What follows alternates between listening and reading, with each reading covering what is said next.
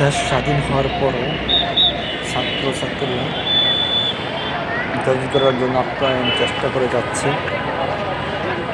রাস্তাঘাটে ছোটো ছোটো বাচ্চা ক্লাস 6-7 পরে 8-9 পরে তারা আপ্রাণ চেষ্টা করে যাচ্ছে।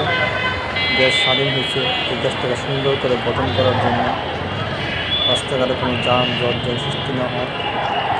দেখতে পাচ্ছি রাস্তাঘাটে কোনো যানজট যে সৃষ্টি না হয় সেজন্য আপ্রাণ চেষ্টা করে যাচ্ছে।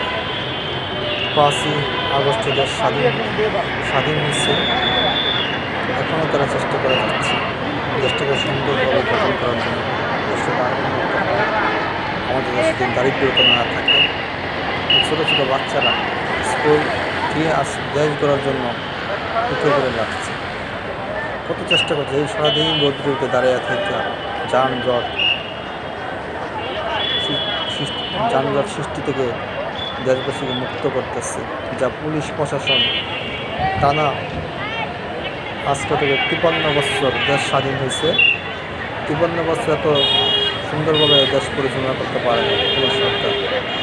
ছাত্রছাত্রীরা যে দেশের দায়িত্ব হাতে নিচ্ছে, এখন কোনো যানজট নয়, যেখানে 24 ঘন্টা যানজট থাকে। এখানে নাম করা এলাকা, 24টা ঘন্টা যানজট থাকে। শুধু ছাত্রছাত্রীরা দায়িত্ব নেওয়ার পরে যানজট মুক্ত হয়েছে। পুলিশ কী পরিমাণ ঘুষ খাইতো আর কী পরিমাণ দুর্নীতি করতো, এটি এখন প্রমাণ পাইতেছে। পুলিশের বিরুদ্ধে এখন এটা প্রমাণ